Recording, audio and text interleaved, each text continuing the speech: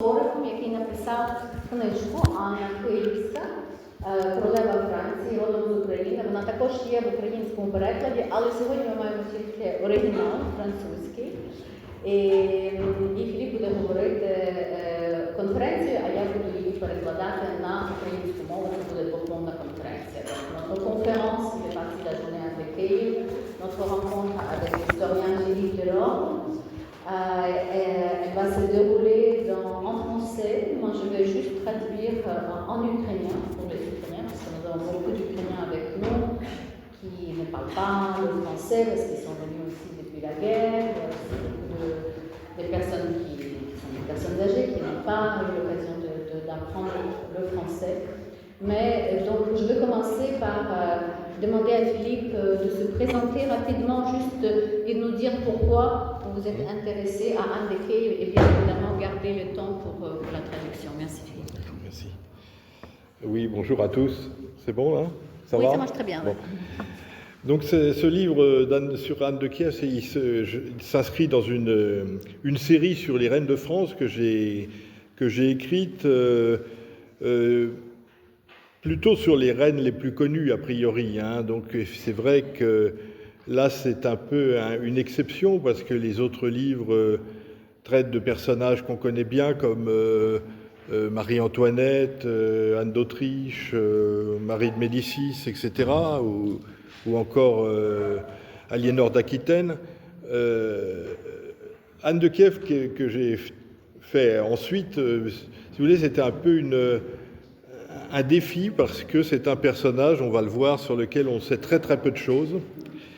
Et donc c'était assez délicat d'écrire une biographie sans tomber dans le roman, comme beaucoup d'auteurs qui ont écrit sur le sujet l'ont fait, tout en apportant quand même un certain nombre d'éléments probants sur la vie et sur l'époque dans laquelle a vécu cette reine.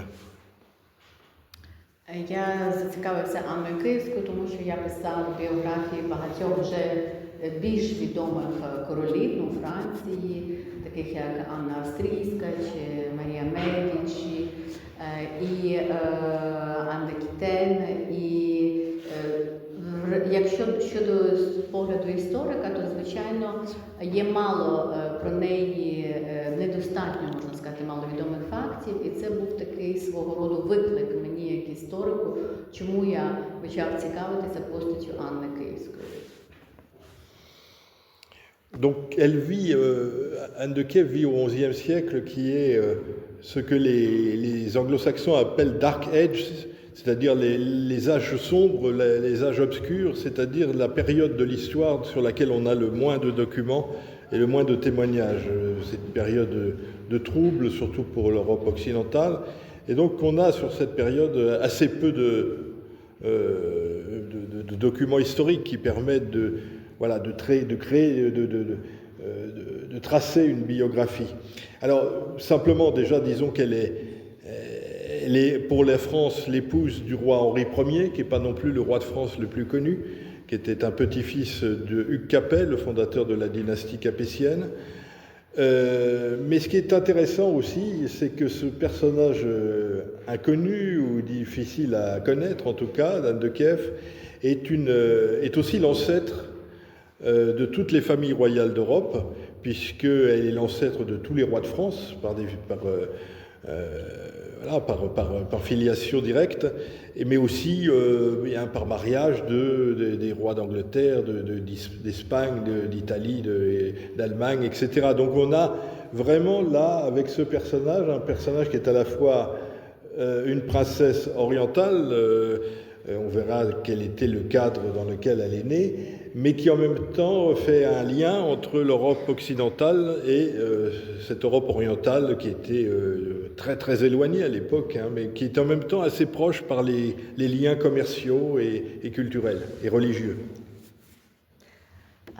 Анна Київська жила в 11 столітті. 11 століття англосаксонці називають темні часи. Було дуже мало документів, збереглося дуже мало документів з того часу, збереглося дуже мало документів про Анну Київську. Вона одружилася з Генріхом І, який теж не є мало, можна сказати, відомим королем, про якого є мало відомих фактів, але все ж таки вона заснувала оцю була цим зв'язком між Сходом і Заходом, і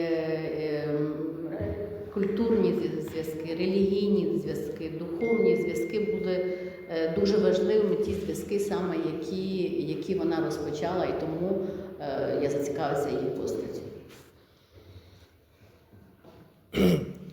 Alors, pour faire le tour un petit peu des documents qui subsistent et pour vous montrer qu'il y en a vraiment très peu, dans son pays d'origine, donc actuellement en Ukraine, on a ce qu'on appelle la chronique de Nestor, ou le récit des temps passés, qui est un texte qui relate les règnes de la dynastie Riurikide, donc cette première dynastie qui régnait à Kiev et dans d'autres, enfin on va voir quelle était l'étendue de ces territoires à l'époque. Mais ce texte fondateur qui parle de son père Yaroslav, de son grand-père Vladimir, etc., ne dit pas un mot sur Anne elle-même ni sur les autres filles de Yaroslav. Donc on n'a pas du tout de citation sur place dans son pays d'origine. Oui, voilà. C'est assez technique, donc même si je connais beaucoup de choses sur Anne de Kiev, je voudrais traduire l'essentiel. Значить, досить такий технічний переклад все ж таки. Які документи є в Україні про неї?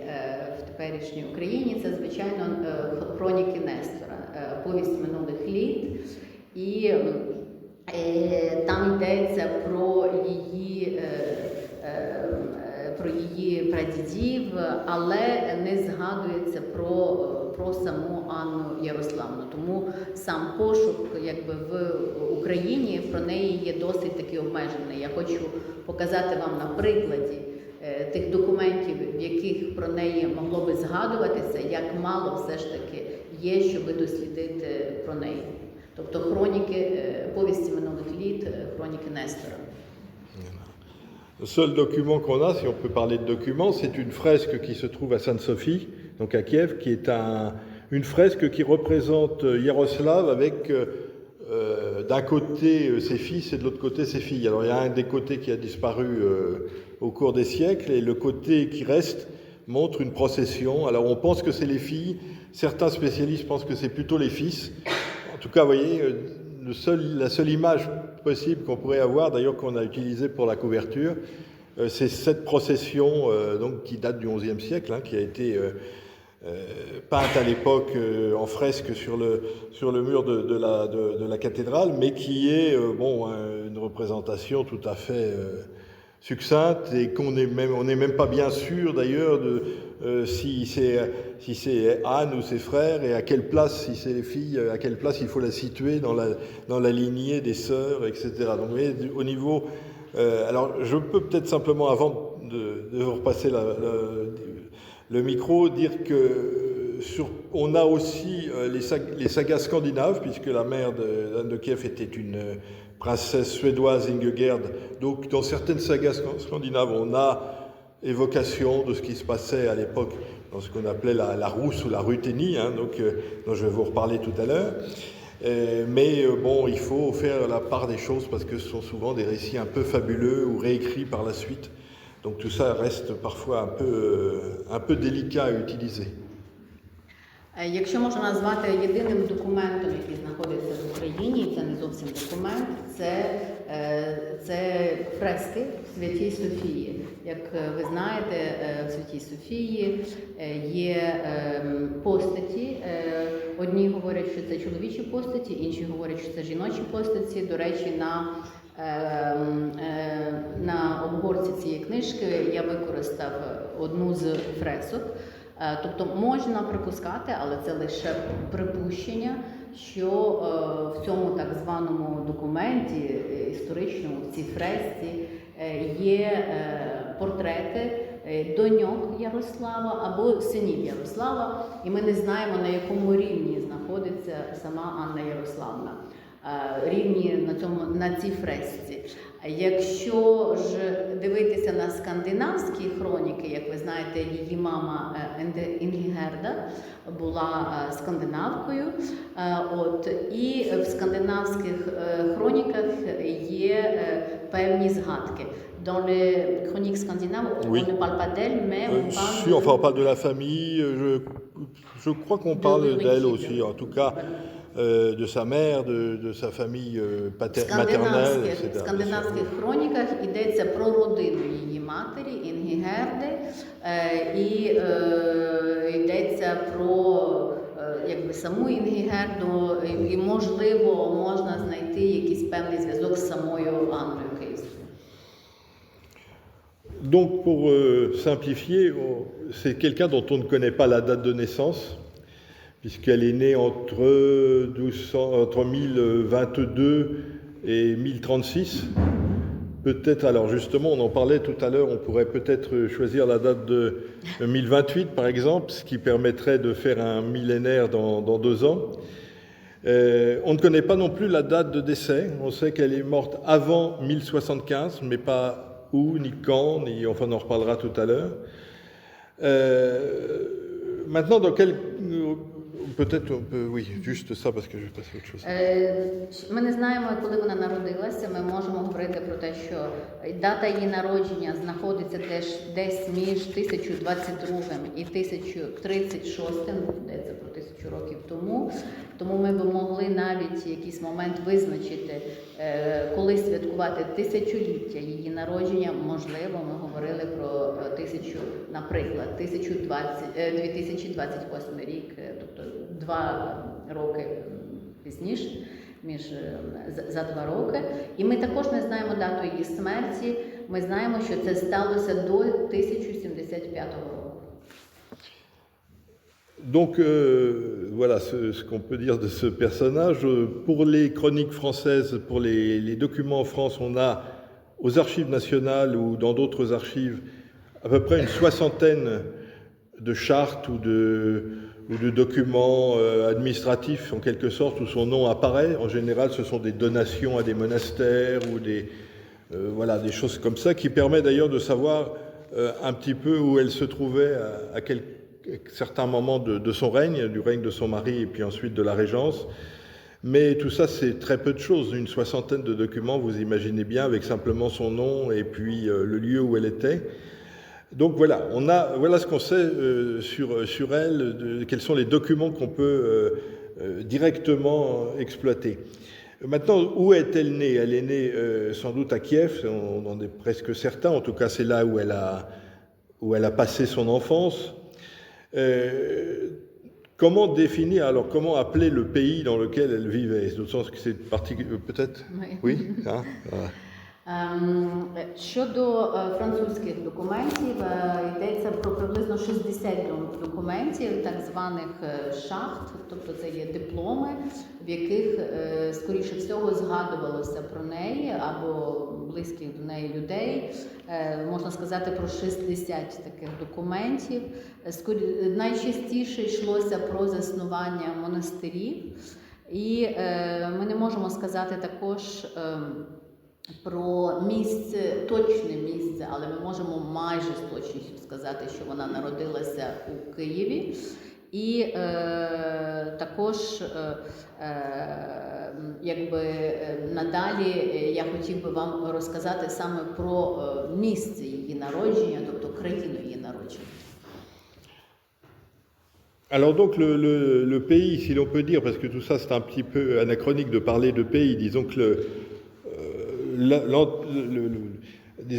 la confédération, en quelque sorte, pour utiliser un terme peut-être le plus convenable possible, dans laquelle elle vit, on ne peut pas l'appeler la Russie déjà, puisque là, ça serait anachronique, et le mot de Russie n'apparaît qu'au XVIe siècle, avec, comme vous le savez, avec Ivan le Terrible, qui va reconquérir petit à petit les terres de l'ancienne Ruthénie, hein, on va reparler de la Ruthénie, donc c'est à partir de cette Moscovie, qui était une des principautés donc au nord du nord, qu'il va petit à petit faire la reconquête et conquérir les différents territoires plus au sud. On ne peut pas parler d'Ukraine non plus parce que après le nom n'apparaît qu'au XIVe siècle. Hein. Entre-temps, la région de Kiev, comme vous le savez, a connu l'invasion des Tartares, a été réunie en partie, enfin ce qui est l'Ukraine actuelle, en partie à la Pologne-Lituanie.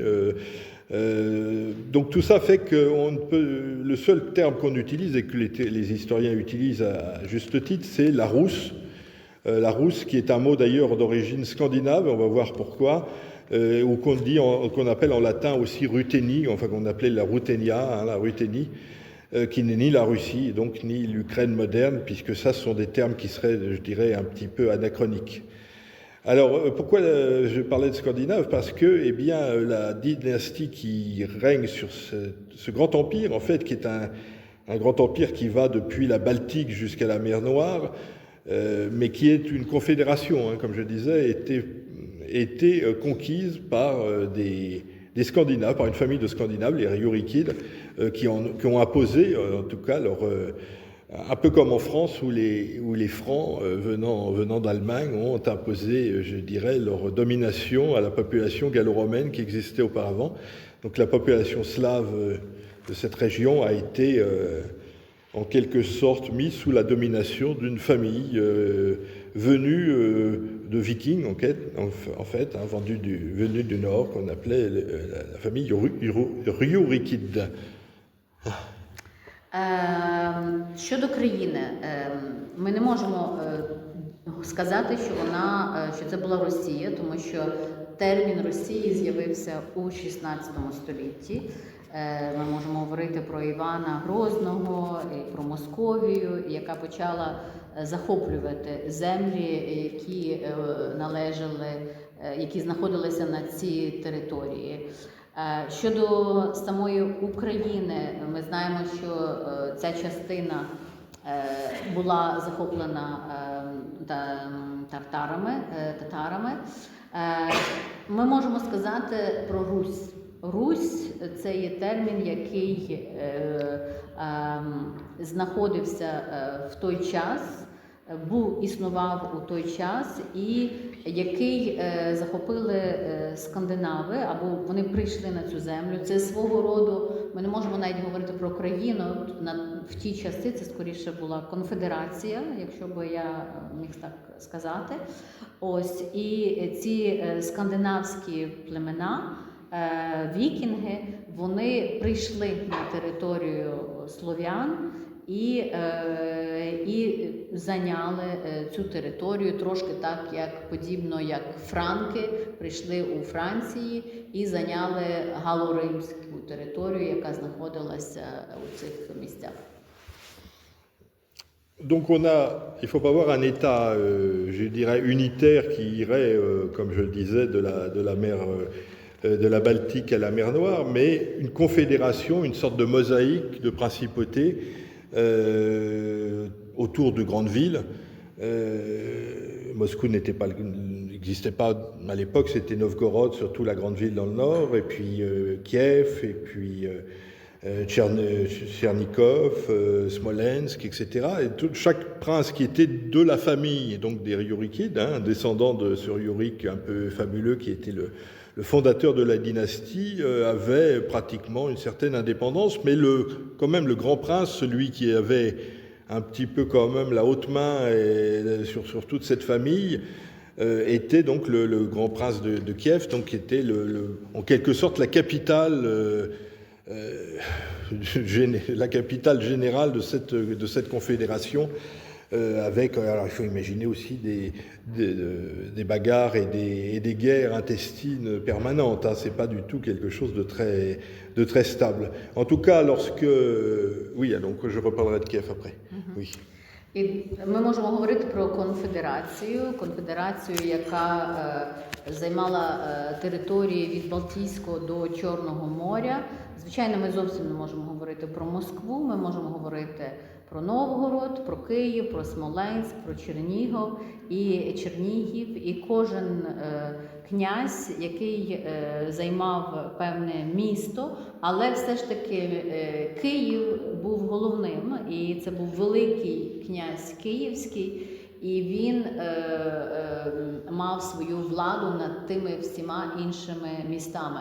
Але це не існувало в якійсь повній гармонії, тому що постійно велися війни, і були постійно конфлікти. І тому слово конфедерація підходить, чи мозаїка підходить, можливо, до цього так званого угрупування. En fait, ce sont souvent des principautés commerçantes parce elles sont installées le long des fleuves, des grands fleuves qui vont donc de la mer Baltique jusqu'à la mer Noire, en particulier le Dniepr.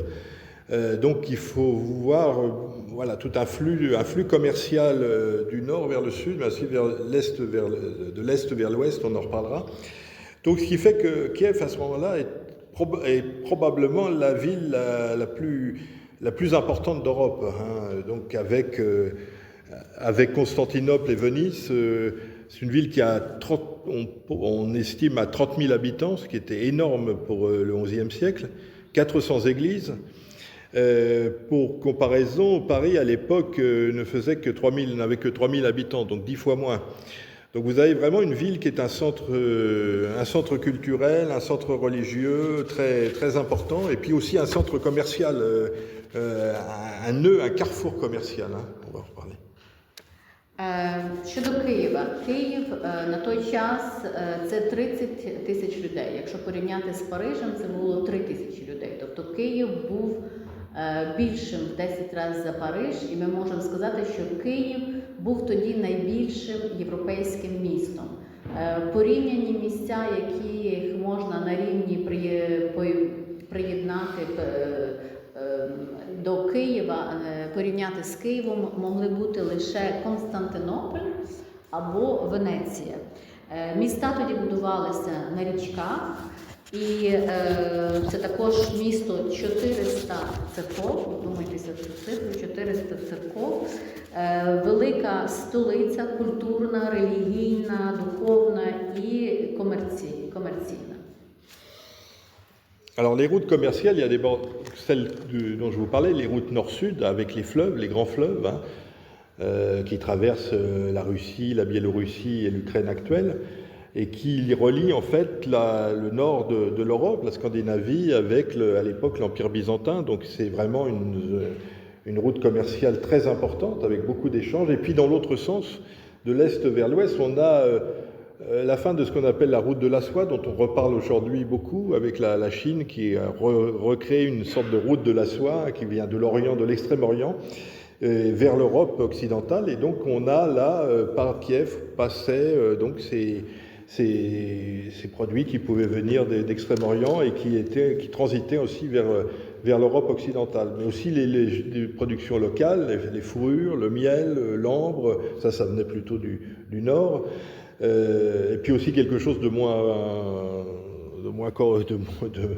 moins ragoûtant, si on peut dire, ce sont les esclaves, puisque vous savez qu'en français on utilise le terme esclave qui vient de slave, alors que normalement en latin c'est servus, c'est un mot tout à fait différent, parce qu'au Moyen-Âge, eh bien, les esclaves qui vivaient dans le haut Moyen-Âge qui étaient en Europe occidentale étaient la plupart du temps des Slaves païens qui n'avaient pas été encore christianisés, qui étaient razziés donc et vendus en particulier par des colonies juives qui vivaient surtout le long jusqu'à Verdun et ensuite revenaient, ces esclaves étaient vendus soit sur place ou revenaient par la Méditerranée dans des pays musulmans.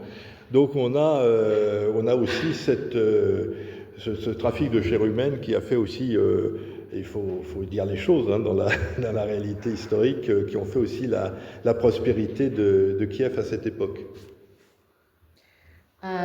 Існувало два великих акси – північ-південь і схід-захід.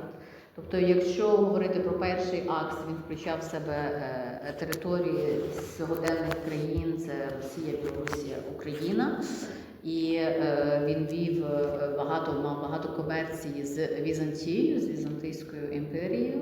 І, звичайно, схід-захід – це так звана дорога шовку, не знаю, чи я правильно перекладаю, нехай історики українські мене поправлять, чи географи зараз про неї дуже багато говорять. Це є Китай дуже сильно піднімає цю дорогу, і через Київ йшло дуже багато цих комерційних шляхів.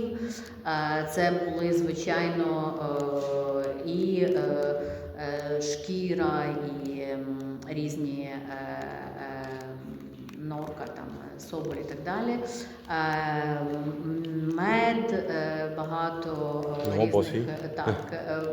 різних цінних каменів. І, звичайно, спеціальний такий дохід, в негативному розумінні цього слова, про який треба сказати, це є раби. Тобто тоді ще існував так званий трафік людьми, як ми сьогодні це ще називаємо сучасними словами. І французький термін раб, есклав, включає в себе слово слав, тому що багато рабів було з слов'янського походження, це були ще не конвертовані в християнство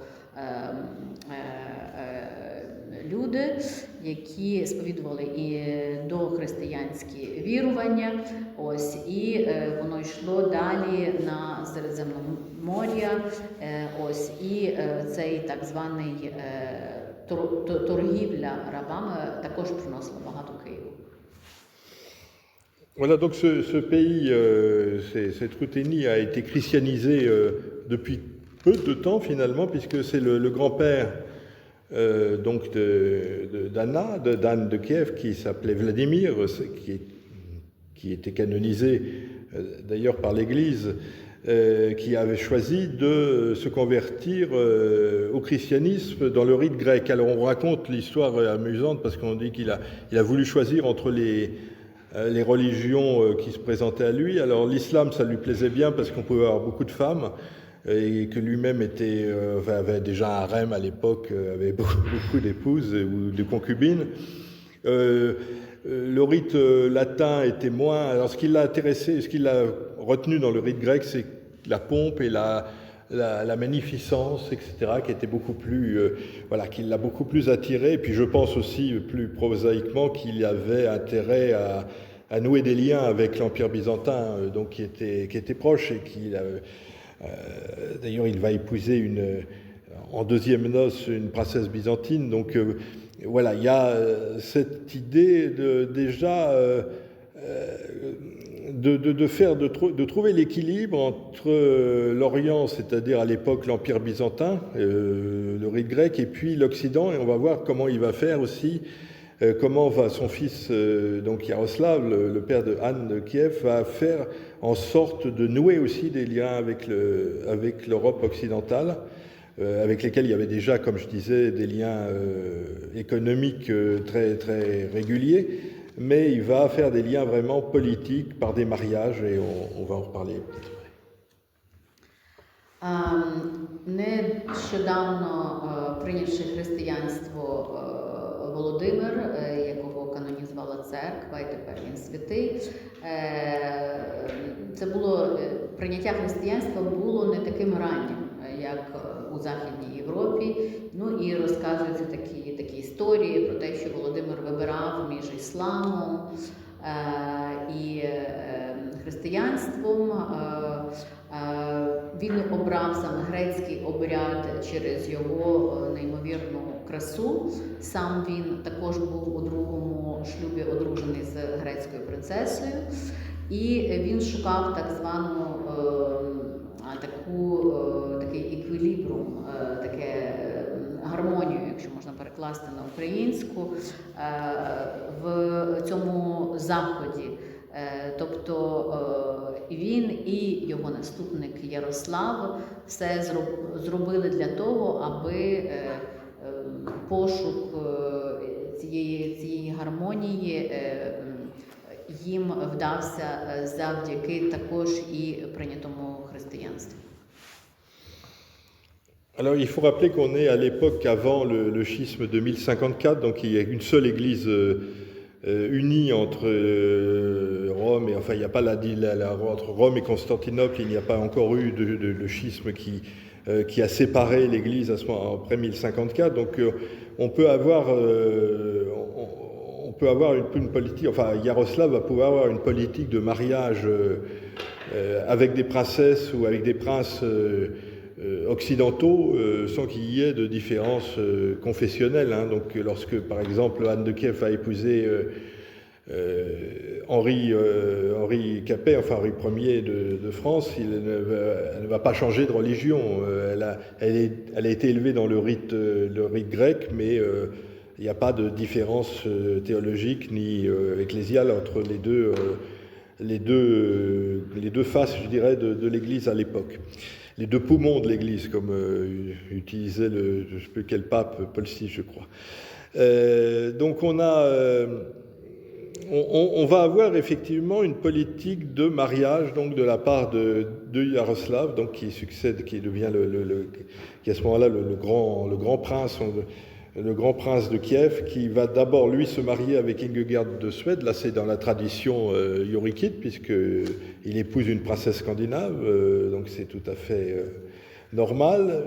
Mais ses filles il va s'efforcer de marier ses filles vers l'Occident. Donc d'abord Élisabeth avec Harald III de Norvège, Anastasia avec André Ier de Hongrie, et puis donc Anne avec le roi Henri Ier de France. Il a eu donc trois filles et 6 garçons. Hein. Parmi ces garçons, un va épouser une princesse polonaise aussi. Donc vous voyez, on a vraiment une politique matrimoniale très, très déterminée. On a aussi une fille qui s'appelait Agathe, qui aurait épousé un prince saxon, Édouard, un prince saxon anglais, Édouard, mais enfin on n'en est pas bien sûr. Enfin en tout cas, voilà, on se dessine vraiment une volonté de politique d'ouverture et de mariage et d'alliance avec l'Occident de la part de Ярослав. Шлюб Анни Київської відбувся до розколу, який відбувся в церкві між двома великими християнськими традиціями, так званий шісма чи розкол. Це 1054 рік. Шлюб, нагадую, відбувся в 1051-му, тобто це була та сама церква, і не було ще розподілу між Римом і Візантією чи Константинополем, як говорять французи. Тобто ця політика так званих шлюбів, вона була досить традиційна спочатку, тому що сам він одружився з скандинавською принцесою, з Швеції, Інгегердою, але вже його 4 доньки одружилися з принцами з різних країн. Єлизавета з Геральдом з Норвегії, Анастасія з угорським принцем, можливо, Агата, це не підтверджено, з англосаксонським принцем, ну і Анна Ярославна з французьким королем. У нього було також шестеро синів, і ми знаємо про шлюб одного з його синів з польською королівною. Donc Anne, qui est une des filles donc, de Yaroslav, du grand prince Yaroslav, va recevoir une éducation savante à base religieuse, comme c'était toujours le cas au Moyen-Âge, par la lecture de la Bible et des Écritures. On sait qu'elle sait écrire son nom, puisqu'elle va signer en quelque sorte, enfin écrire Anna Reina en cyrillique, en caractère cyrillique, sur un des diplômes sur laquelle elle figure en France vers 1061. Donc c'est pratiquement l'une des premières exemples de l'écriture cyrillique qu'on a dans le monde. C'est sur ce document qui se trouve aux Archives nationales à Paris. Bien sûr, elle devait parler le slavon, qui était la langue, je dirais, locale à l'époque, qui est l'ancêtre de toutes les langues slaves orientales actuelles. Probablement, elle devait connaître le grec aussi, hein, par ses études religieuses, peut-être un peu de latin. ça, on n'en est pas certain. Peut-être aussi un petit peu des langues scandinaves par sa mère. Donc c'est quelqu'un d'assez lettré. Hein. Et lorsqu'elle va arriver en France, eh bien, on peut imaginer qu'elle va utiliser le latin pour se faire comprendre. Et puis petit à petit, elle va apprendre le français de l'époque, l'ancien français, qui est encore assez relativement proche du latin, mais qui ont quand même été assez différents. Et bon, je pense qu'elle va s'y adapter assez rapidement, mais malgré tout, lorsqu'elle va signer, elle signe quand même encore son nom en caractère cyrillique. Donc on peut imaginer, quand elle viendra en France, qu'elle va rester avec un entourage venant de son pays, peut-être de moines, de prêtres, en tout cas peut-être de servantes, serviteurs, qui vont quand même lui garder un petit peu cette ambiance familiale de l'époque, de son enfance. On va peut-être arrêter là, oui. Анна Ярославна отримала освіту, таку, можна сказати, наукову в наш час. У той час це було, звичайно, релігійна освіта, читанням Біблії, Євангелія та писанням. Ми стверджуємо 100%, що вона могла підписати і читати, адже вона залишила свій підпис на дипломі 1061 року. Це є перший такий, можна сказати, один з найперших прикладів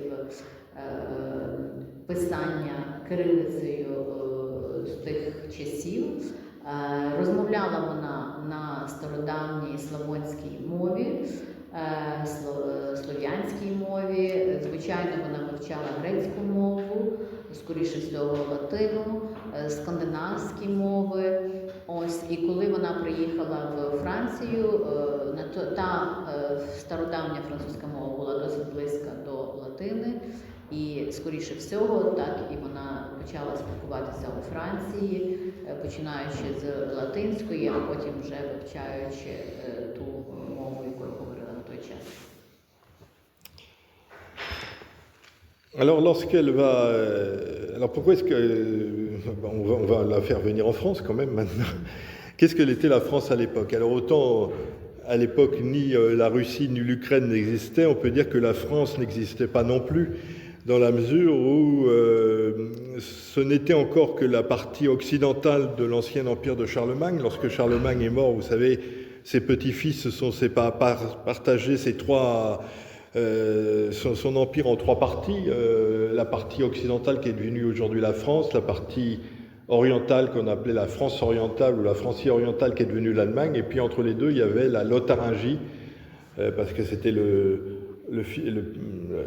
ça a été échu à Lothaire, et donc c'est devenu la Lorraine, mais c'était aussi la Bourgogne, enfin vous voyez, tout un long ruban qui allait de l'Italie jusqu'à la mer du Nord. Donc la petite France, à côté de ça, était tout étriquée dans l'ouest, à l'ouest de ce grand territoire, et à l'intérieur même de ce territoire français, eh bien, il y avait une anarchie assez complète, c'est-à-dire que le roi lui-même, il y avait un roi, bien sûr, qui avait été désigné. En plus, on avait changé de dynastie avec le grand-père d'Henri Ier, donc Hugues Capet.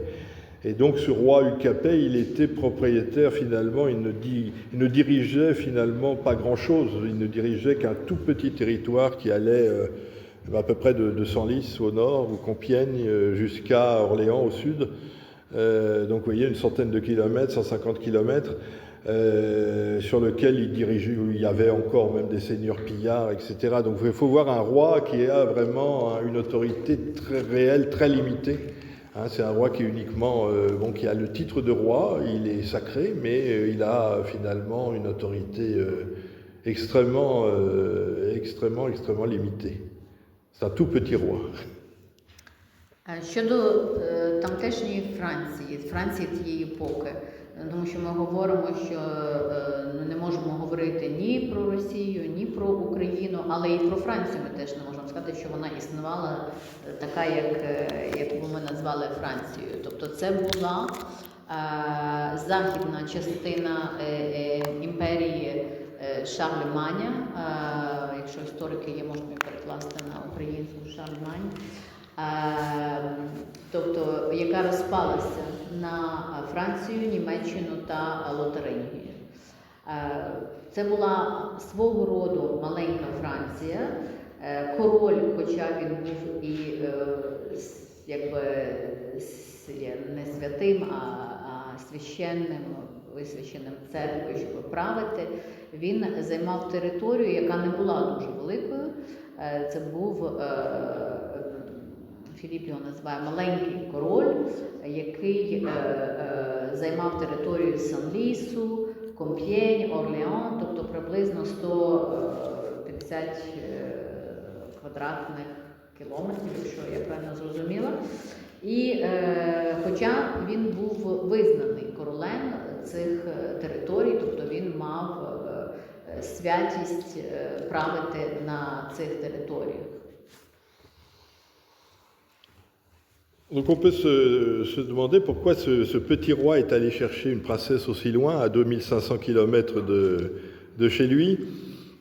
D'abord, il y a une première raison, c'est que l'Église romaine, à l'époque, avait des interdits matrimoniaux particulièrement rigoureux et interdisait les mariages consanguins. Alors, les mariages consanguins sont toujours interdits, mais là, c'était jusqu'au 7e degré.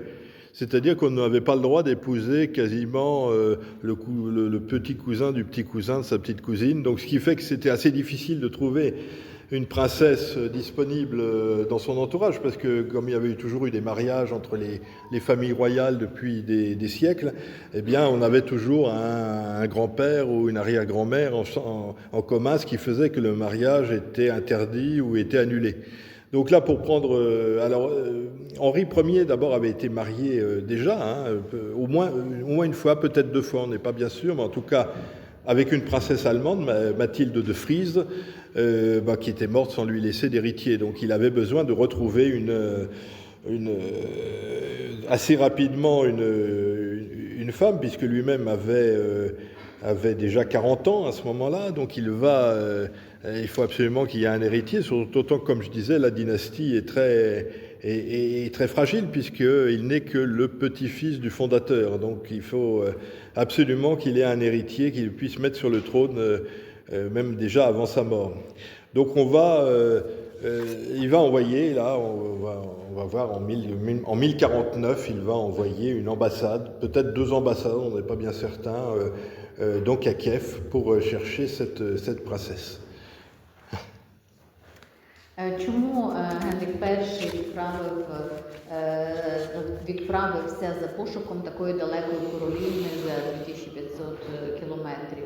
Тому що церква забороняла на той час одруження до 7-го коліна між кузинами.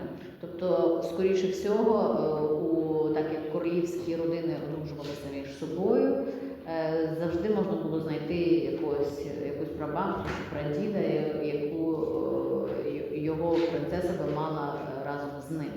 Він вже був двічі, скоріше всього, 1 або 2 одружений, у нього не було дітей з Матільд де Фріз, німецькою принцесою, і йому був абсолютно потрібен наслідник, йому вже було 40 років.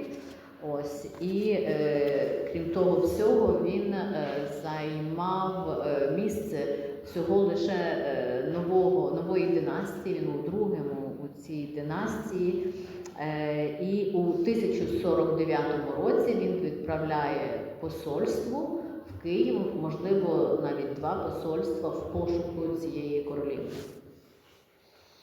Alors, il ne faut pas non plus trop s'étonner qu'il soit allé chercher une princesse aussi lointaine, parce que, comme je disais tout à l'heure, eh bien, malgré la distance, il y avait déjà des liens économiques, des liens commerciaux très nombreux. Il y avait des routes commerciales qui traversaient l'Europe en permanence, donc c'était pas non plus une expédition, je dirais, dans l'inconnu.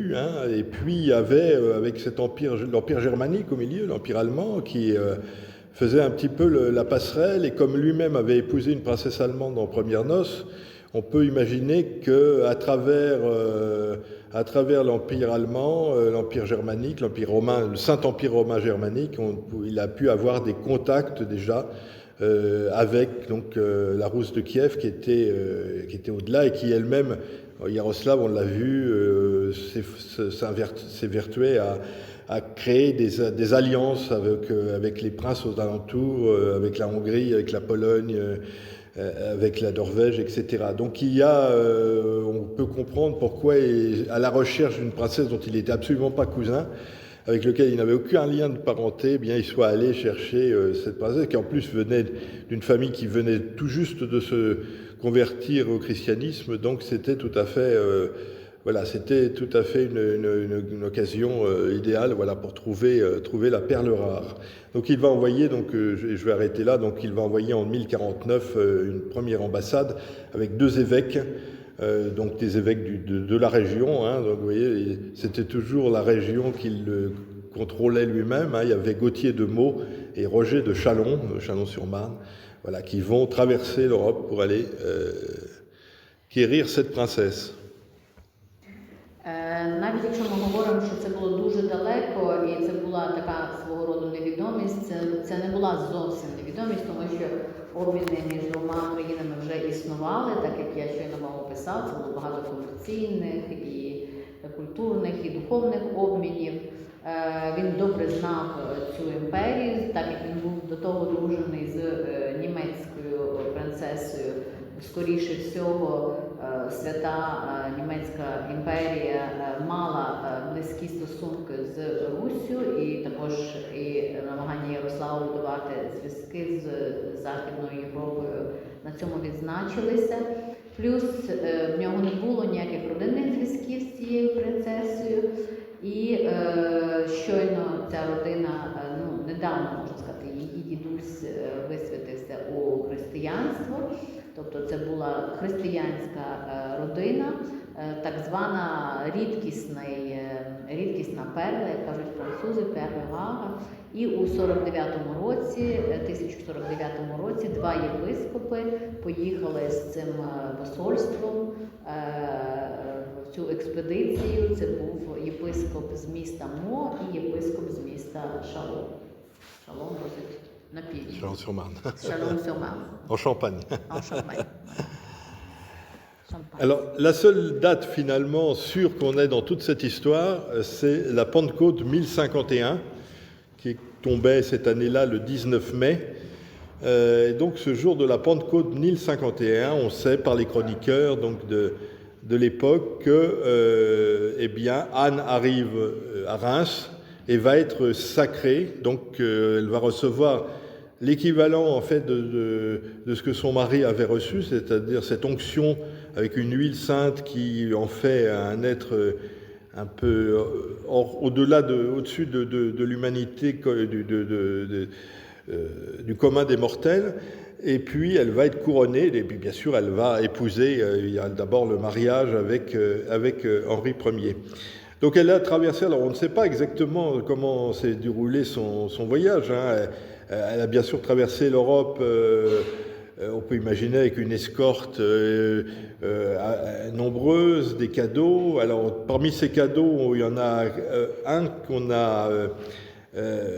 dont on a gardé le trace, qui était une pierre précieuse qu'on appelait une hyacinthe, qui était probablement un rubis, dont parle l'abbé de Saint-Denis, l'abbé Sugère. Il dit que dans le trésor de Saint-Denis, il y avait une hyacinthe qui avait été apportée par la reine Anne, donc en cadeau de noces. On verra aussi, alors on peut en parler peut-être tout de suite, l'idée de cette légende, parce que ce n'est pas vrai, enfin ce n'est pas tout à fait vrai, le fait qu'elle aurait apporté un évangéliaire qui se trouve à la bibliothèque de Reims, un évangéliaire qui se trouve effectivement un manuscrit très très vénérable, puisqu'il est en partie du XIe siècle, et il est écrit en vieux slavon, donc il a probablement été rédigé d'ailleurs dans le scriptorium de Kiev, dans les lors à Sainte-Sophie, mais cet évangéliaire, s'il est bien du XIe siècle, il a été acheté beaucoup plus tard, au XVIe siècle, par le cardinal de Guise, le cardinal de Lorraine, qui était donc archevêque de Reims à l'époque, et qui l'a fait entrer dans le trésor en 1554, donc vous voyez beaucoup plus tard. Mais effectivement, il y a une partie qui est une une partie qui date de l'époque d'Anne de Kiev, même si ce n'est pas elle directement qui l'a apportée. Oui, on va se peut-être... Точна дата, яку ми знаємо в цій історії, це 19 травня 1051 року, саме на Пантокот, на свято спущення Святого Духа. Вона, Анна Київська, одружилася у Реймсі з Генрихом І і отримала такий самий рівень священності чи святості, тому що вона була помазана святою олією, і саме це помазання, так як в нас в народі говорили помазаник, так, давало і королям оцю таку святість, чи щоб вони були вищі звичайних людей. І саме відбулася ця церемонія, в якій вони одружилися, отримали шлюб, але і одночасно вона отримала коронацію з цією святою олією в Реймсі. Як вона приїхала до нас, яким шляхом? Скоріше всього йдеться про те, що в неї був великий не тільки посаг, а й так званий ескорт військовий. Вона привезла з собою багато подарунків. Йдеться про рідкісний камінь, про який писав П'єр Габе Сюжер з Сен-Дені, який вона привезла як подарунок, шлюбний подарунок, так званий рідкісний рубін. І щодо цієї легенди про Євангеліє. Це не зовсім легенда, тому що дійсно це Євангеліє датується, частина його датується 11 століттям. Воно написане на старослов'янській мові, старим Славоном. Його було, скоріше всього, написано у скрипторії Києва, тому що це такий самий шрифт. І його, єдине, що воно було придбано набагато пізніше, кардиналом Реймським у 16 столітті. Тому це Євангеліє, яке ми називаємо Реймським, воно було написано в Києві, але його, скоріше всього, не привезла Анна Київська, тому що воно з'явилося в Реймсі, починаючи з 16 століття. Alors son règne en France, à côté de son mari Henri Ier, va être assez bref, puisque Henri Ier meurt en 1060, donc elle n'a régné avec lui que 9 ans. Comme je vous disais tout à l'heure, on la voit apparaître que dans un certain nombre assez restreint de diplômes et de chartes qui montrent un petit peu l'itinéraire que la cour pouvait faire à l'époque, parce qu'il faut voir que cette cour de France, alors je disais, c'est un roi très peu puissant, il n'est entouré que de quelques chevaliers, de quelques conseillers très proches, mais c'est une cour très modeste avec très peu de moyens et qui en quelque sorte est itinérante, c'est-à-dire qu'elle ne s'installe pas à demeure dans un palais, je dirais comme par exemple Louis XIV à Versailles, mais on va de demeure en demeure, de château en château, pour manger, pour trouver d'ailleurs de la nourriture et en quelque sorte épuiser les réserves des différents châteaux, et des différentes fermes par lesquelles on passe. Donc on va aller depuis Compiègne à Orléans, comme je l'ai dit, mais on peut passer à Senlis, à Paris. Voilà, il y a toutes sortes d'étapes comme ça, Dreux, etc., dans lesquelles on retrouve la curia regis, la cour royale, mais il faut imaginer cette cour royale comme quelque chose de très, de très modeste. C'est pas du tout quelque chose de très flamboyant. C'est quelques seigneurs, quelques chevaliers, quelques conseillers qui entourent le roi. Alors que à côté de cela, il y a dans la France, dans ce qu'on appelle la France aujourd'hui, de très grandes principautés, beaucoup plus puissantes, en Aquitaine, en Bourgogne, en Normandie. Là, vous avez des grands seigneurs qui ont des terres, beaucoup plus de terres et beaucoup plus de moyens que le pauvre roi de France qui, lui, n'a qu'un rôle finalement symbolique. Hein. On le respecte comme roi parce qu'il est le roi, mais en même temps, il ne décide de rien. Enfin, il n'a pas de pouvoir vraiment sur ces grands seigneurs qui font un peu ce qu'ils veulent dans leur propre domaine. Скільки років Анна була королевою разом з Генріхом І? Це 9 років. Філіп говорить, що це мало, на сьогоднішньому, si on parlait de la démocratie moderne, 9 ans c'est long. Mais autrefois c'était court. De quoi Si on parlait en temps d'aujourd'hui, 9 ans de règne, c'est long aujourd'hui, c'était court autrefois. Pour un roi, c'est relativement court, voilà. Oui. Ось, вона була 9 років, вона правила разом з Генріхом І. Ось, на той час це було недовго, але на сьогоднішній час це довго. Вона, як виглядала ця королівська свита чи життя при дворі, тобто це можна побачити через певні документи, так звані шарт чи дипломи. Ось, це була досить скромна королівська свита, життя при короля було скромне, тому що існували більші тодішні князі чи магнати, яких називають гранд сеньор, наприклад, сеньор Акітен, ось, і вони мали більші землі, більше влади і більше можливостей. Ця королівська свита, життя при дворі, вони подорожували між Парижем, Сан-Лісом, Оріаном, Комп'єнью, ці міста, які ви добре знаєте. Вони були разом з певними, в оточенні певної там якоїсь безпеки, яка складалася з рицарів, з так званих радників. Ось, але звичайно, що король, його визнавали, але він мав обмежену владу над деякими магнатами тих часів. Voilà, donc on vit, la cour s'installe au cours de l'année, dans différentes places pour eux aussi, comme je disais, utiliser les ressources locales pour simplement se nourrir. Il y a aussi la chasse qui est très importante avec de très grandes forêts.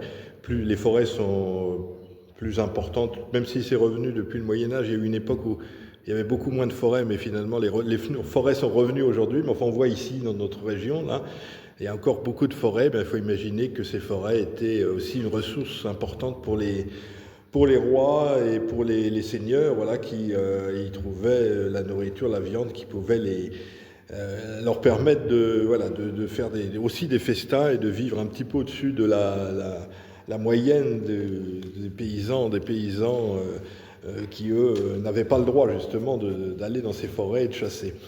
Alors peut-être, simplement je dis... c'est bon là? Oui. Oui. Ще кілька слів про те, що вони переміщувалися, ця свита королівська, з міста до міста, для того, щоб їсти по дорозі, зустрічатися також із фермами, тому що, звичайно, в ті часи не було можливості довго зберігати їжу. Вони також багато користувалися і лісами. Тільки так звана влада мала тоді право йти і полювати у лісах. Звичайні селяни не мали такого права, і тому вони користувалися цим правом. І на ті часи було багато лісів, так як приблизно ми бачимо сьогодні, тому що в якийсь момент трошки ліси були щезли, але на сьогоднішній день ліси повертаються.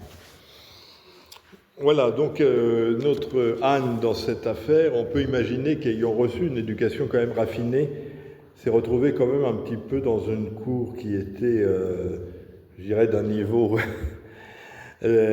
d'un niveau de magnificence quand même beaucoup moins importante, et que ça n'a peut-être pas été, alors c'est là où on entre dans la spéculation, mais sans doute peut-être pas nécessairement quelque chose d'extraordinaire pour elle de se retrouver dans cette France quand même encore assez barbare du XIe siècle, alors qu'elle venait d'un milieu finalement qui était beaucoup plus raffiné, avec l'influence aussi de Byzance. Donc malgré tout, elle va remplir son rôle de reine avec, je dirais, beaucoup de soin, puisqu'elle va donner 3 garçons. Là, les 3 garçons, il y avait vraiment besoin de garçons, puisque vous savez qu'à l'époque, les filles ne pouvaient pas hériter du trône de France. D'ailleurs, ce serait encore le cas aujourd'hui s'il y en avait un. C'est ce qu'on appelait la loi salique. Donc ces 3 garçons, le premier, elle va le prénommer Philippe. Et alors ce prénom, on s'est beaucoup demandé d'où il venait, parce qu'effectivement, il n'y avait pas de Philippe en France à l'époque. C'était pas un prénom du tout courant, en particulier dans les familles royales. Donc on a pensé assez longtemps que c'était un lien avec Byzance, avec donc l'Empire byzantin, puisque Vladimir, le grand-père, avait épousé en deuxième noces Anne Porphyrogénète, qui était donc une princesse byzantine, mais qui n'était d'ailleurs pas la grand-mère d'Anne, c'est parce qu'elle descendait de la première femme de Vladimir. Mais bon, quand on regarde Byzance à l'époque, il y a pas le prénom Philippe n'est pas tellement courant, donc on voit pas très bien le lien direct qu'il pourrait y avoir avec ça, d'autant qu'aucun fils de Yaroslav ne s'est prénommé Philippe non plus, donc c'est un peu étonnant. Moi j'ai une proposition que j'avais pas vue ailleurs, qui est lorsqu'elle est arrivée en Europe, donc en traversant probablement l'Europe par le milieu, par Prague, la Bavière, etc., il est possible qu'elle se soit arrêtée à un lieu de pèlerinage qui était très en vogue à l'époque, à côté de Worms, qui était le pèlerinage de Saint-Philippe de Zèle, qu'on allait voir pour avoir des enfants. Les femmes allaient prier pour être enceinte et pour pouvoir procréer. Donc est-ce qu'elle a fait un vœu en passant dans ce pèlerinage à Saint-Philippe de Zèle en disant voilà, si j'ai un fils, je l'appellerai Philippe. C'est tout à fait spéculatif, mais bon, c'est une idée comme une autre. Comme c'est une époque où on ne sait pas grand-chose, de temps en temps on peut se permettre quand même d'imaginer un peu en disant que c'est une imagination. Et puis les 2 autres fils, Robert et Hugues, qui ont des prénoms beaucoup plus traditionnels dans la lignée, puisque c'est le prénom du père et du grand-père de Henri Ier. Et la fille. Et la fille, alors la fille c'est un gros problème, parce que effectivement elle aurait eu une fille qui s'appelait Emma, mais on n'a vraiment aucune trace claire de cette fille.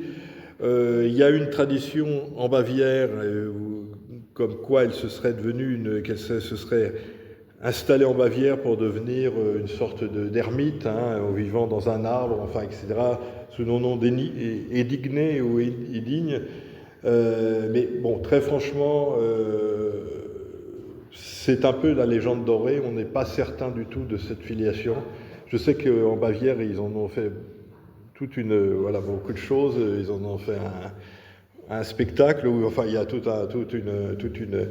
C'est bien en même temps, vous savez, l'histoire, c'est aussi quand on ne sait pas des choses, on peut aussi broder aussi sur des légendes, parce qu'il y a une légende effectivement qui raconte cela, mais est-ce qu'elle est fondée sur quelque chose de réel? Je ne peux pas l'affirmer. Тобто ми собі уявляємо тепер, що Анна приїхала з досить розвинутого князівства, набагато, яке виглядало, можливо, багатшим чи таким більш розкішним, і опинилася в князівстві, в королівстві французькому, яке було набагато скромнішим на ті часи. Але вона з великим успіхом відразу зробила свої так звані виконала свій королівський обов'язок. Вона відразу мала 3 синів і 1 доньку. Про 3 синів ми знаємо, найбільше ми цікавимося, звичайно, Філіпом, тому що, по-перше, він мав це оригінальне ім'я Філіп чи Пилип. Ось, і його згадується, що можливо це ім'я прийшло з Візантії, тобто можливо вона його привезла з собою як ідею. Є така також, це може бути версією, є може бути і друга версія, що вона їздила у святі місця. Філіп Сежеля, святого Філіпа Сежеля. De Zell. Z-E-2-L. C'est à côté de Worms en Allemagne. В Німеччині. Oui. І туди їздили, аби мати дітей. Ось, mais en fait, Philippe est né un an après leur mariage, donc. Oui, mais c'est quand elle est arrivée, avant d'arriver, elle a dû passer par différents. Ça, c'est sur son aîné.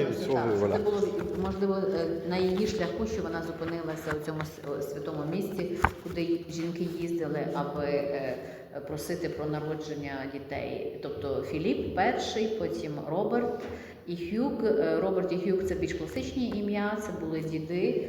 Її ім'я дідів по лінії чоловіка, короля, і її ще донька Емма, або, як в нас люблять її називати, Едігна. Про неї багато йдеться саме в Баварії, тому що саме там легенда розповідає, що вона зупинилася, і що вона жила в дереві, і що вона лікувала людей, і вони там багато святкують її як таку блаженну.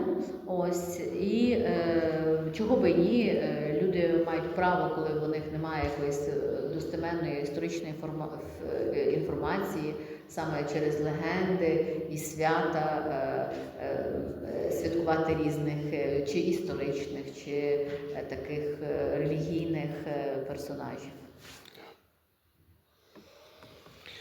Alors donc ce règne avec Henri Ier, comme je le disais, est assez bref puisque le roi va mourir à l'âge de 50 ans, ce qui était un âge déjà avancé pour l'époque, donc en 1060, et donc laissant son trône à son fils, qui est encore enfant, il a 9 ans, puisqu'il est né, même pas 8 ans, il est né tout de suite après le mariage, il a à peu près 8 ans, donc Philippe, l'aîné, qui avait déjà été couronné, parce qu'à l'époque sacrée, puisqu'à l'époque, comme les premiers Capétiens n'étaient pas très sûrs de leur légitimité, ils prenaient la peine de faire couronner leur fils avant de mourir. Comme ça, on était sûr que la succession pourrait être facile.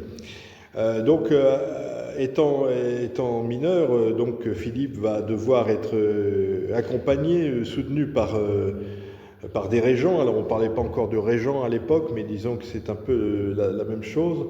Et donc 2 personnes, donc il va y avoir Baudouin de Flandre qui est son oncle, qui va l'aider à régner dans les premiers temps, et puis sa mère, donc Anne, qui, on l'a dit, avait été sacrée au moment de son mariage, donc elle avait en quelque sorte elle aussi l'onction du sacre, elle était aussi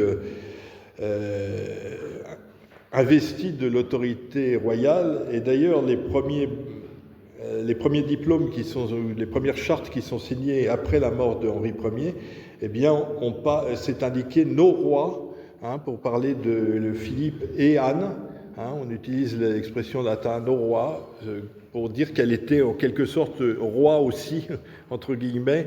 Vous savez, c'est comme Marie-Thérèse qui était roi de Hongrie, voilà, c'était nos rois, donc elle a vraiment, dans un premier temps, été investie vraiment du pouvoir royal, et puis on va voir ensuite que les choses vont très rapidement dégénérer à cause de son caractère ou de sa fougue amoureuse, je ne sais pas, enfin on peut difficilement le voir, mais on en parlera ensuite. В 1060 році король помирає, йому було 50 років. На ті часи 50 років – це досить довге життя. І трон залишається відкритим, і їхньому сину короля і Анни, тобто першому Філіпу, тільки 8 років. Звичайно, 8 років він не може сам правити країною. Але він же був коронований, тобто король передбачив, так як це була нова династія, що він отримав цю святість, таку саму олію святу, якою коронували на короля Анну Київську. Її син отримав також ще до смерті свого батька, тому він стає автоматично королем, без всяких там історій, і ним опікуються як регенти. Такого поняття слова регент в ті часи ще не існувало, але це було дві особи. Це була, звичайно, Анна Київська, його матір, яка, нагадую вам, вже була коронована на короля при своєму одруженні, і Бодуан де Фландр, який був його вуйком. Ось, і, до речі, перші дипломи після смерті короля, тобто батька Генріха І, підписуються сином Філіпом і Анною «но-руа», тобто «наші королі». Тобто вона підписує це як король. І, до речі, така традиція, що жінка була королем, існувала і в інших державах на ті часи.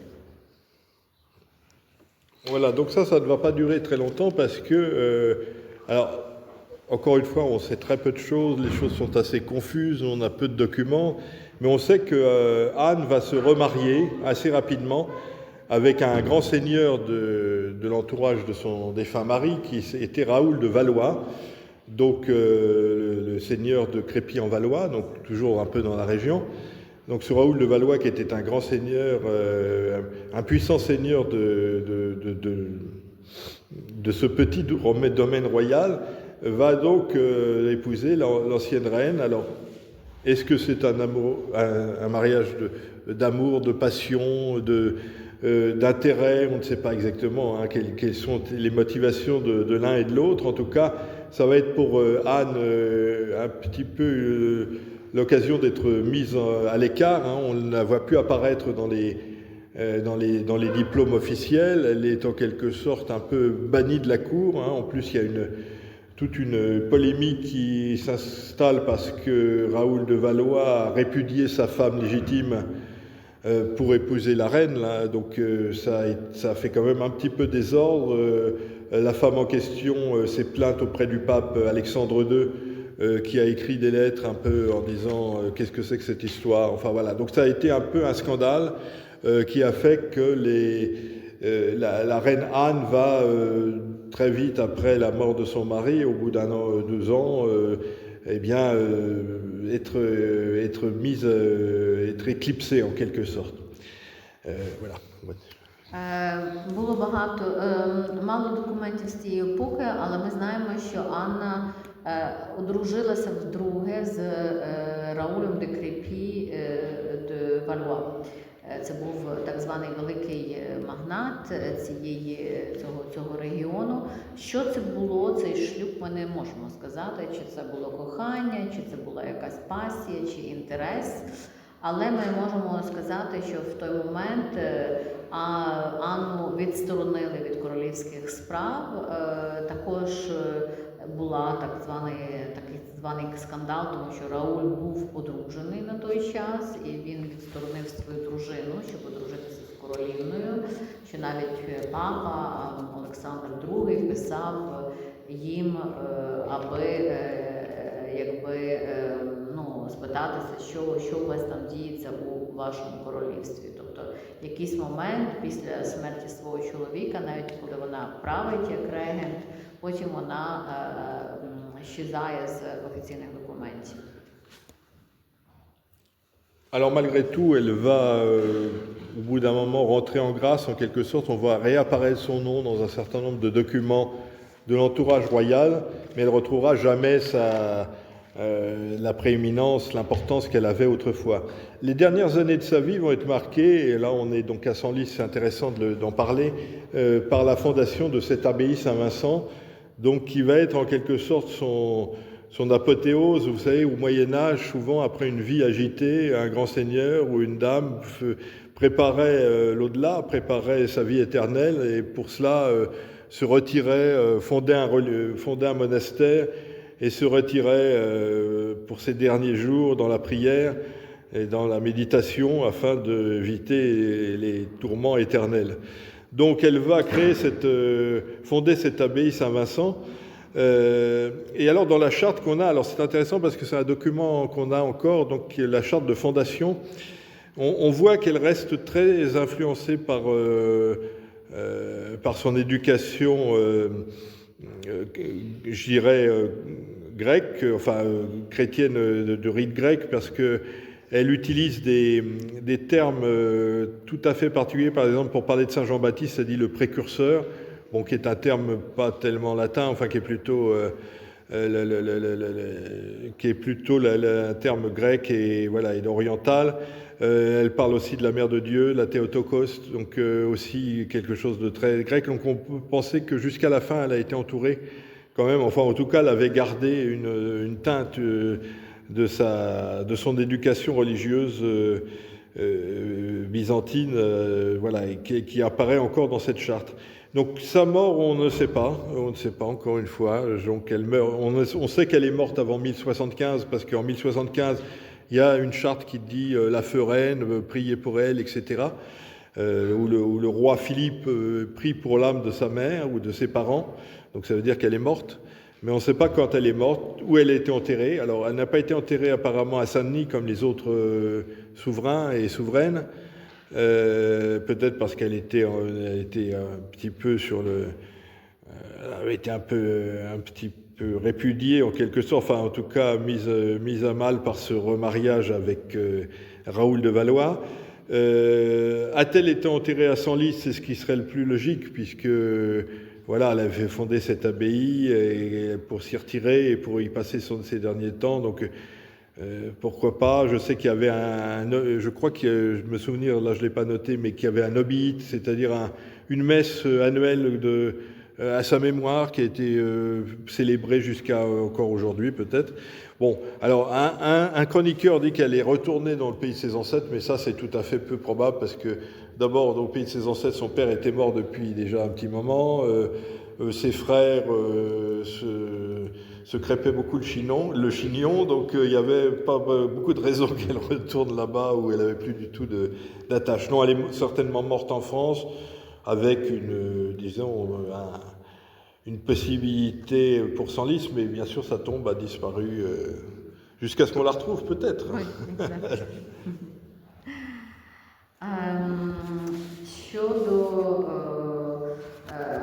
Щодо цього, як вона потім знову з'являється, Анна, в офіційних документах. Її апотеоз вже потім можна дійсно назвати заснуванням аббатства святого Вікентія, святого Вансана, адже це була досить така традиція для королів тих часів, після їхнього так званого молодого життя чи активного, вони створювали монастирі, де вони і проживали останні роки їхнього життя в молитві, в медитації. І саме, що цікаво, що диплом заснування, грамота заснування святого Вансана говорить, має в собі дуже багато такого його грецьких слів, грецьких назв. Вона говорить про Матір Божу, яку вона називає Теотокос. Теотокос, Mère de Dieu.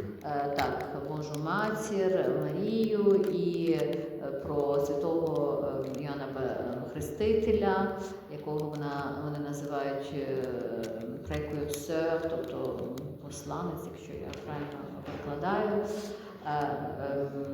І це ми знаємо, що вона померла до 1075 року, тому що в 1075 році є грамота, яка говорить, в якій її син Філіп говорить: я молюся за своїх батьків, і називає Анну. Тобто Анна вже тоді померла у 1075 році.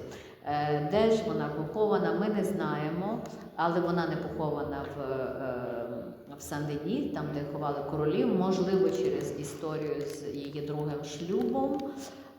Ми знаємо, що скоріше всього вона похована тут, у Сан-Лісі, але як ви знаєте, що її місце поховання не було знайдено, до того, можливо, як воно буде знайдено колись. Скоріше всього, вона не повернулася, навіть що існує така версія, що вона повернулася в Київ, тому що вже не було її рідних, батько і мати вже померли в ті часи. Ось такі гіпотези, скоріше всього, що так як за неї молилися, була завжди меса, відправа раз в рік тут, у цьому аббатстві, то скоріше всього тут вона і похована. Voilà, je pense que nous avons fait le tour d'une vie voilà, un peu mystérieuse, mais passionnante. Voilà. Si vous avez des questions, éventuellement.